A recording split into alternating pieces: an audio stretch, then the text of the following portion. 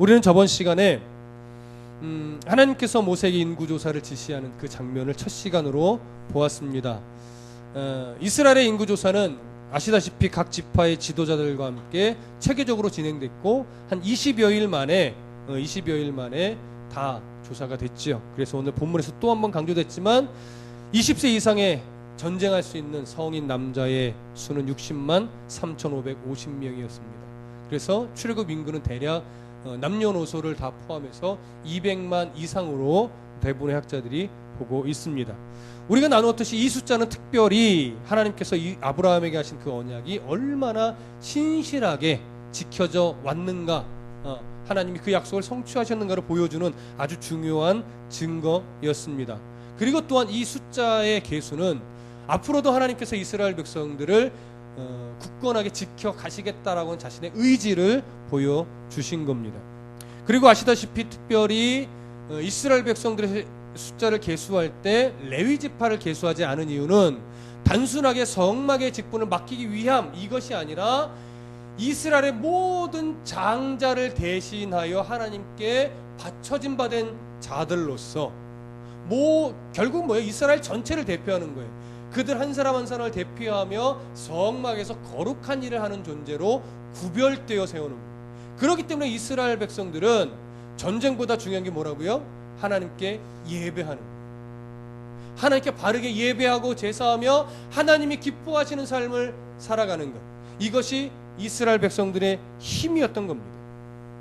오늘 본문의 내용은 2장 전체의 내용인데 우리가 읽기는 2장 끝부분만 읽었지만 2장 전체의 내용인데 오늘 본문에서는 이제 인구조사가 끝난 후에 이스라엘이 성막을 중심으로 어떻게 진을 쳐야 할지, 그리고 행진할 때는 어떤 순서로 해야 될지, 이런 부분에 대한 이야기로 진행이 됩니다. 2장 2절을 좀 보시죠.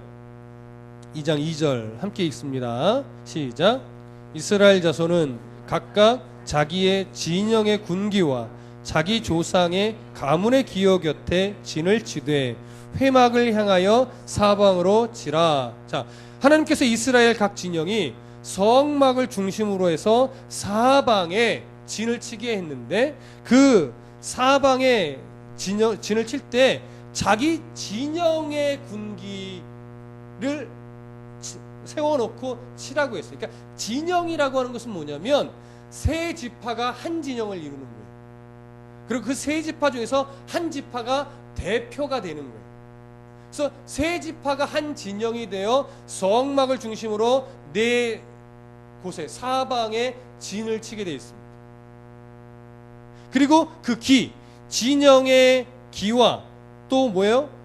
자기 조상 가문의 기호 곁에 진을 치라고 말합니다. 이 기는 결국 지파의 기입니다. 지파의 기. 그래서 진영을 대표하는 지파가 그 진영의 기가 되고, 그리고 나머지 각각 갖고 있는 그 지파의 기를 또 자기 지파의 진을 치는데 또 꽂게 되는 것이죠. 그렇게 해서 세 지파씩 한 진영을 이루어서 동남서 북의 순서로 치게 돼요. 이것이 오늘 2절에서 기록된 내용이고 그것에 대한 설명이 3절부터 나오는 것입니다. 유대 랍비들의 전통에 따르면 이 네 진영 중에서 첫 번째는 유다 진영이 있고, 두 번째 르우벤 진영이 있고, 에브라임 진영과 또 단 진영이 있는데, 유다 진영의 군기는 사자 형상이었다고 합니다. 랍비들의 이야기를 따르면 르우벤 진영의 군기는 사람 또는 사람 머리 형상이었다고 이야기를 하고, 에브라임 진영의 이 군기는 소 형상을 하고 있고, 단 진영의 군기는 독수리 형상을 하고 있었다고 전해집니다. 그리고 또 하나 생각해 볼 것은 뭐냐면, 성막을 기준으로 바로 옆에는 레위 지파와 그다음 모세와 아론이 진을 치게 돼 있고, 그 이제 사방으로 동남서 북으로 해서 각 진영 세 지파씩 이루어진 진영이 진을 치게 되는데, 성막과 그다음에 진영 사이에, 진영과 진영 사이의 거리가 얼만큼 떨어져야 되는지에 대해서는 정확하게 명시되어 있지 않습니다. 그러나 많은 이제 학자들이 어떤 견해를 베푸냐면, 아마 성막과 진영 사이는 대략 2000규빗, 그러니까 900m 정도의 거리를 두었을 것이다, 이렇게 이야기를 합니다. 그 이유는 뭐냐면 여호수아서 3장 4절 한번 보실까요? 여호수아서 3장 4절.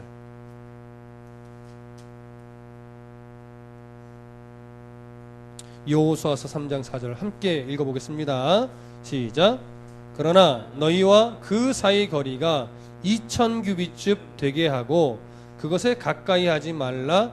그리하면 너희가 행할 길을 알리니 너희가 이전에 이 길을 지나보지 못하였음이라 하니라. 이스라엘이 요단강을 건넜때 이 이스라엘이 2000규빗의 거리를 두고서 성막을 따라간 것으로 기록되어 있는 것으로 보아 아마 진을 칠 때도 대략 2000규빗, 그러니까 900m 정도의 거리를 두고 진을 치지 않았을까, 이제 이렇게 예상을 하는 겁니다.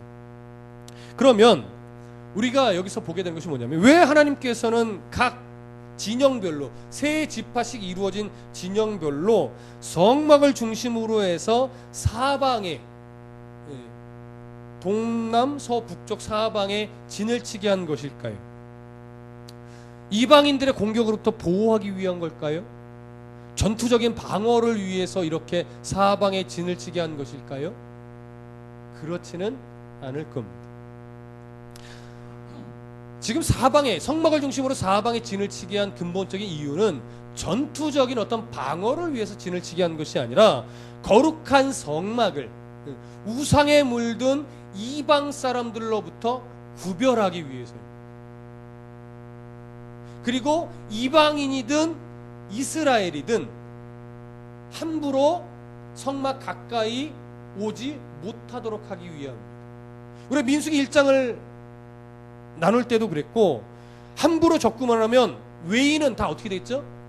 죽임을 당했습니다. 여기서 말하는 외인이라고 하는 것은 레위 지파나 제사장 그룹, 성막에 관련되어 책임을 맡은 사람 외에 모든 사람을 말합니다. 그러니까 그 외인에는 뭐예요? 이스라엘 사람도 포함이 될 수 있는 거예요. 그러니까 특별한 이유 없이 하나님 앞에 나오는 절기가 아님에도 불구하고 맡은 바, 책임을 맡은 사람 이외에 어떤 사람이든 함부로 성막 가까이에 나왔다가는 성막은 하나님이 임재하시는 가장 거룩한 곳이기 때문에 죽임을 당하게 되어 있었어요. 그래서 구별시키는 겁니다. 그래서 이방인들도 함부로 오면 안 돼요. 이스라엘 백성들도 함부로 가면 안 되니까 그렇게 구별시키는 것입니다. 자, 그러면 이제 그런 의도로 성막을 중심으로 사방에 진을 치게 했다는 것을 기억하시고 3절부터 9절을 좀 가보겠습니다. 3절부터 9절 함께 읽어봅니다. 시작. 동방 해 돋는 쪽에 진 칠 자는 그 진영별로 유다 진영의 군기에 속한 자라. 유다 자손의 지휘관은 암미나답의 아들 나손이요 그의 군대로 계수된 자가 74,600명이며 그 곁에 진 칠 자는 이사갈 지파라. 이사갈 자손의 지휘관은 수알의 아들 느다넬이요 그의 군대로 계수된 자가 54,400명이라. 그리고 스불론 지파라. 스불론 자손의 지휘관은 헬론의 아들 엘리압이요 그의 군대로 계수된 자가 57,400명이니 유다 진영에 속한 군대는 계수된 군인의 총계는 186,400명이라. 그들은 제1대로 행진할지니라. 자, 현재 첫 번째로 유다 진영을 이야기합니다. 유다 진영에는 이사갈 지파와 스불론 지파가 포함이 되는데 이 지파는 어디에 위치하냐면 성막의 동쪽에 위치해요. 여러분, 성막의 동쪽에는 뭐가 있었죠? 기억하십니까? 우리 출애굽기에서 성막에 관련해서 말씀드릴 때 성막의 동쪽에는 뭐가 있었어요? 출입문이 있었습니다. 네, 출입문이 동쪽에 있었어요.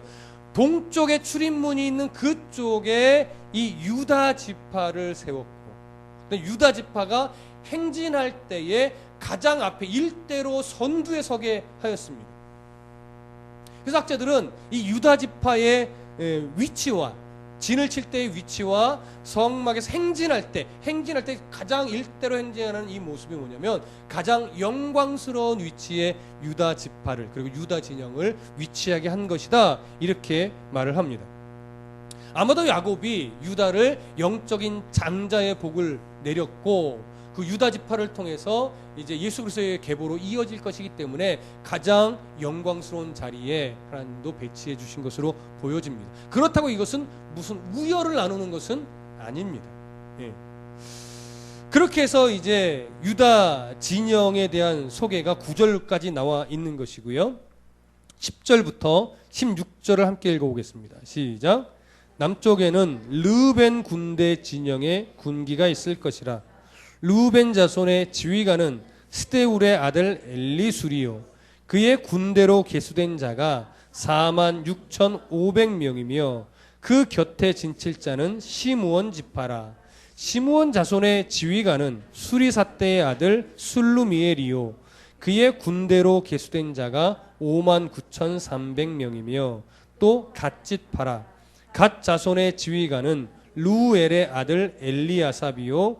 그의 군대로 계수된 자가 45,650명이니 르우벤 진영에 속하여 계수된 군인의 총계는 15만 1,450명이라. 그들은 제2대로 행진할지니라. 자, 이제는 르우벤을 대표로 하는 르우벤 지파를 말합니다. 르우벤 지파는 성막을 중심으로 남쪽에 진을 치게 했습니다. 그리고 르우벤 지파와 함께 시므온 지파와 갓 지파가 같은 한 진영을 이루게 됩니다. 그리고 이 르우벤 지파는 행진할 때는 유다 진영 바로 뒤에 제2대로 행진을 하게 하셨습니다. 유다 진영보다는 좀 덜 영광스러운 자리라 할 수 있으나 바로 이 르우벤 진영 바로 뒤로 누가 따르게 되냐면 레위 지파가 성막과 함께 따르게 됩니다. 그런 의미에서 이 자리도 굉장히 영광스럽다라고 말할 수 있는 것이죠. 그렇게 해서 이제 레위 진영은 르우벤 진영이 이렇게 구성이 되고 르우벤 진영도 총 인원의 합이 15만 1,450명이라고 하는 적지 않은 숫자입니다. 그러고 나서 우리 이제 17절을 함께 보시겠습니다. 17절 시작. 그 다음에 회막이 레위인의 진영과 함께 모든 진영의 중앙에 있어 행진하되 그들의 진친 순서대로 각 사람은 자기의 위치에서 자기들의 길을 따라 앞으로 행진할지니라. 자, 그 다음 세 번째로 언급되는 것이 레위인의 지파입니다. 레위인의 진영은 모든 진영에 어떻게 해요? 중간에서 행진을 하는 거예요. 그러니까 지금 유다 진영과 르우벤 진영, 그 다음에 레위 지파가 성막과 함께 따르게 되고 그 뒤로 이제 나머지 두 진영이 따르게 되는 것이죠. 여기서 우리가 중요하게 보셔야 될 것이 뭐냐면 중간 이후에 보면 이렇게 돼요. 그들의 진친 순서대로 각 사람은 자기의 위치에서 자기들의 길을 따라 앞으로 행진할지니라. 자기 위치가 정해져 있었고 각 지파들과 각 사람들은 그 자기들의 위치에서 정확하게 길을 따라 행진했다라고 하는 이 부분에 대해서 여러분 조금 유념해 두신 후에 일단 다음으로 넘어가겠습니다. 자, 18절부터 24절 함께 읽습니다. 시작. 서쪽에는 에브라임 군대 진영의 군기가 있을 것이라.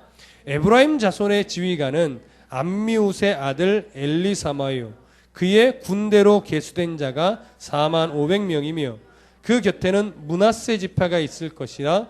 므낫세 자손의 지휘관은 부다술의 아들 가말리엘이요. 그의 군대로 계수된 자가 32,200명이며 또 베냐민 지파라. 베냐민 자손의 지휘관은 기드오니의 아들 아비단이요. 그의 군대로 계수된 자가 35,400명이니 에브라임 진영에 속하여 계수된 군인의 총계는 10만 8,100명이라. 그들은 제3대로 행진할지니라. 네, 이 그러니까 네 번째로 이제 행진하는 거죠. 지파로는 세 번째지만 이 네 번째로 행진하는 것은 에브라임 진영입니다.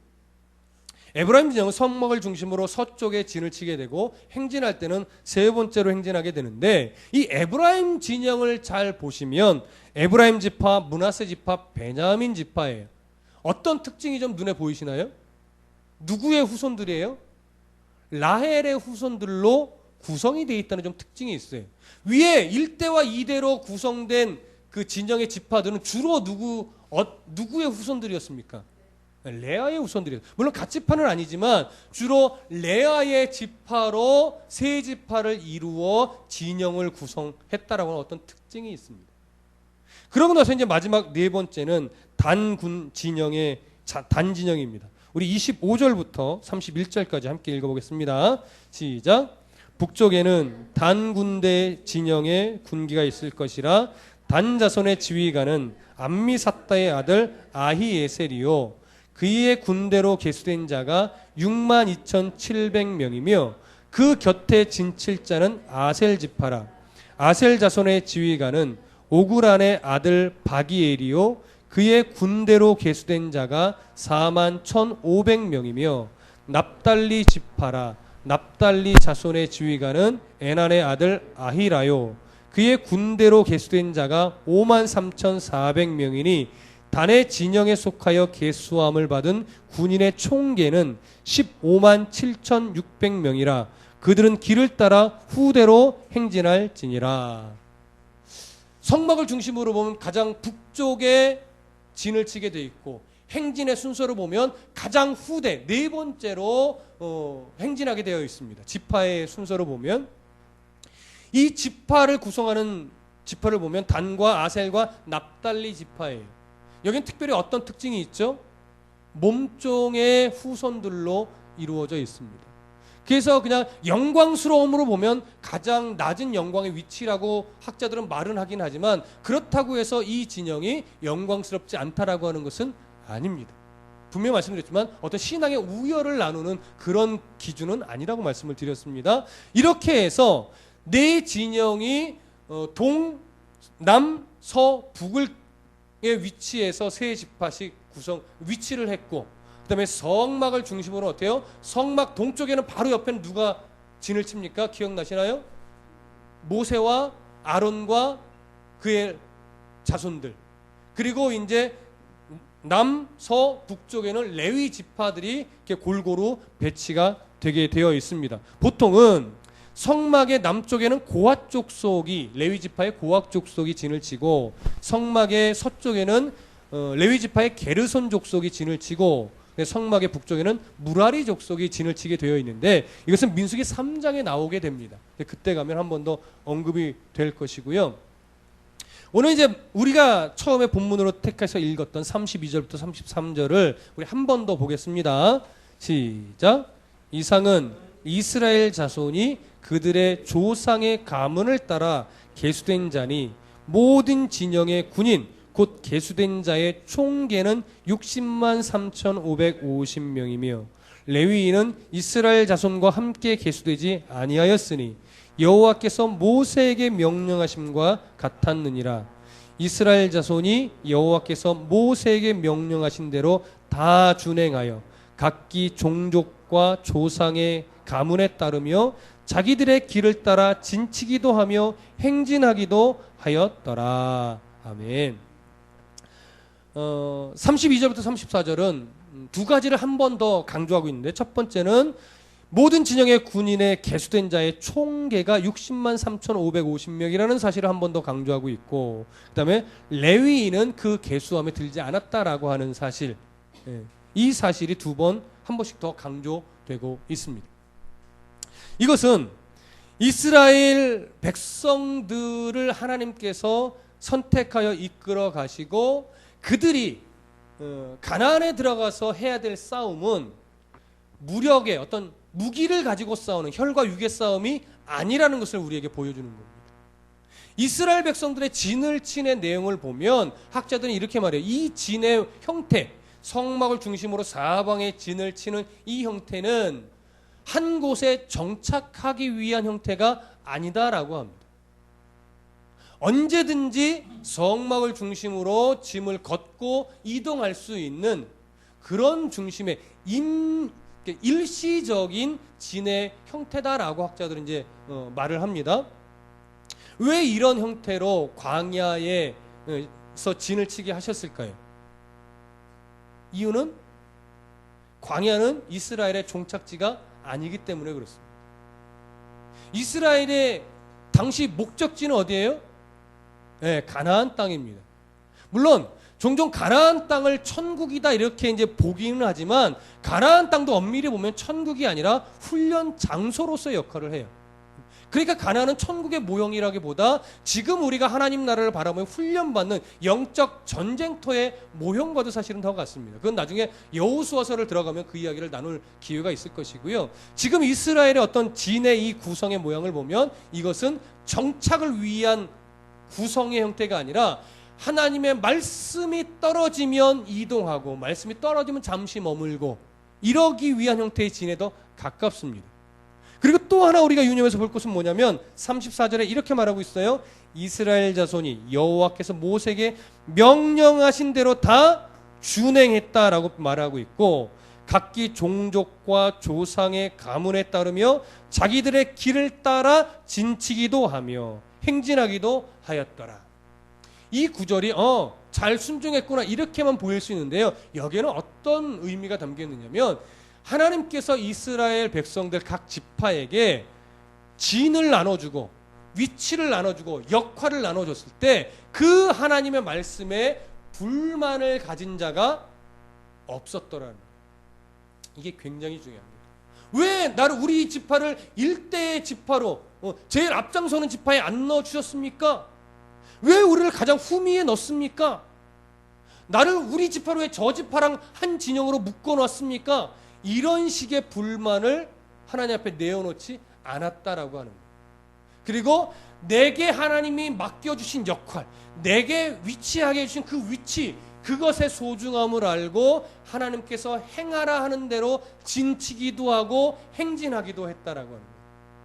이것이 요 순간에는 하나님 앞에 칭찬받을 만한 내용이에요. 성도는요, 자기의 위치를 알고 자기의 역할을 아는 것이 굉장히 중요합니다. 오전에 빛이며 소금의 역할을 감당해야 된다는 말씀을 말미에 드렸었는데 성도는 하나님이 주신 내 위치가 어딘가, 내가 감당해야 될 역할이 뭔가 이걸 알고 그것에 순종하는 것이 뭐냐면 하나님께서 칭찬하시는 착하고 충성된 자의 모습이에요.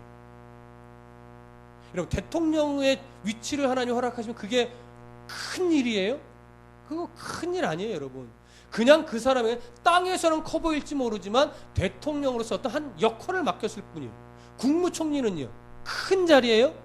아니, 근데 우리는 예수 믿고 뭐 장로가 되어 뭐 국무총리를 하고 대통령을 하고 하면 우와, 우리 자식도 막 이렇게 가는 거예요. 그게 뭐예요? 우리의 어떤 가치관이 아직 땅의 가치관을 고스란히 갖고서 하나님이 어떤 역할을 그 땅의 가치관으로 자꾸 우열을 나누려고 하는 습성이 우리에게 있기 때문에 그래요. 하나님을 잘 믿는 아빠가 되는 것, 하나님을 잘 섬기는 엄마가 되는 것, 이것도 뭐예요? 자기 위치와 역할을 잘 감당하는 것이고 그것을 잘 해냈을 때 하나님이 뭐라고 말하면 착하고 충성된 종이었다라고 말하는 거예요. 목사를 해야 하나님이 칭찬받고 전도를 막 수백 명 해야 하나님이 이렇게 칭찬받고 이거 아니라고요. 제가 조금 아주 극한 예를 드는 거지만 하나님은요 이럴 수 있어요. 예수 잘 믿는 엄마 되라, 예수 잘 믿는 아빠 되라. 그거면 충분하다라고 우리에게 말할지도 몰라요. 대통령이면 뭐하고 장관이면 뭐하고 한 기업의 회장이면 뭐하겠습니까? 자칭 유대인이면 아무 의미 없어요. 대통령이기 이전에 어떤 장관이기 이전에 한 기업의 뭐 CEO이기 이전에 예수 잘 믿는, 아니 예수 바르게 믿는 한 사람이 먼저 되어야 됩니다. 한 성도가 먼저 되어야 합니다. 그것이 하나님께 칭찬받을 수 있는 아주 근본적인 내용이고 내 위치며 내 역할이에요. 근데 이거 필요 없어. 내가 지금 목사인데, 내가 지금 한 나라의 장관인데, 내가 한 기업의 CEO인데 지금 내 가정이 중요해. 여러분, 뭔가 생각을 잘못하고 있어요. 신앙이 뭔지, 하나님이 원하심이 뭔지, 하나님이 맡겨주신 역할이 뭔지를 잊어버린 거예요. 여러분, 대통령이 예를 들어서 예수 믿는 사람이 대통령이 됐어요. 주일 예배 안 드려도 아무 상관없습니까? 아이 대통령이잖아요. 변명거리가 돼요? 하나님 제가 그때요 대통령이었기 때문에 예배 드릴 수가 없었어요. 하나님이 인정할 소리냐고요. 아니에요. 그러니까 우리가 늘 판단해야 될 것은 뭐냐면 내가 지금 뭐 세상적으로 어느 위치에 있느냐 이게 아니라 하나님이 인정하는가. 이게 기준이 돼야 돼요. 오전에 그 말씀 드렸잖아요. 주일 예배 못 드리는 상황의 사람도 있다고요. 똑같이 못 드린 사람인데 어떤 사람은 하나님이 인정해요. 너 예배한 거와 똑같다. 어떤 사람은요. 예배를 드렸음에도 불구하고 너 예배 안 드렸어. 이렇게 말할 수 있는 사람이 있지. 성도의 위치, 성도의 역할. 이것을 아는 그런 성도가 되어야 할 것입니다. 광야는 종착지가 아닙니다. 이 땅은 우리가 뿌리 내려야 될 땅이 아닙니다. 가나안으로 가는 과정에 있기 때문에 성막을 중심으로 사방에 진을 쳐야 되는 겁니다. 우리는 이 땅에 정착할 자가 아니라 하나님 나라에 정착할 자예요. 그래서 어디에 우리 진을 쳐요? 말씀에 우리의 진을 쳐야 돼요. 말씀과 상관없이 진을 쳐버리면 안 돼요. 우리 청년하고도 그런 이야기를 나눈 적이 있었어요. 제가 좋아하는 목사님이 그런 표현을 종종 쓰는데 집과 교회의 거리가 멀어요. 그럼 보통 이렇게 표현하는 거예요. 교회가 너무 멀어서요. 힘이 들어요. 근데 아니에요. 그렇게 표현하는 자의 기준은 뭐냐면 나예요. 나를 기준으로 보니까 뭐가 멀어요? 교회가 멀어요. 근데 교회를 기준으로 보면 뭐가 멀어요? 집이 멀어요. 그렇죠? 그러니까 핑계 댈 수가 없는 거예요. 네. 집이 멀어서 교회 오기 힘들면 둘 중에 하나예요. 교회 가까이 오거나 교회를 옮기거나. 중심 뭐냐는 교회 옮기라 미팅 그거 얘기하는 거 아닙니다. 초점을 잘못 잡지 마십시오. 네. 내 삶이 뭘 중심으로 가느냐 이걸 정확하게 바라보셔야 됩니다.